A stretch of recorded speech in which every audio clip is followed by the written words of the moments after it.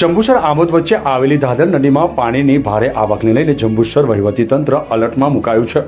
ઉપરવાસમાં ભારે વરસાદને લઈને દાદર નદીમાં તંત્ર દ્વારા છોડવામાં આવી રહ્યું છે પાણી।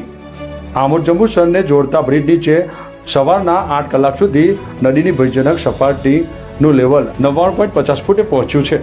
ભરૂચ જિલ્લાના જંબુસર તાલુકાના દાદર નદી કિનારે આવેલા ગામોને તંત્ર દ્વારા એલર્ટ કરવામાં આવ્યા છે।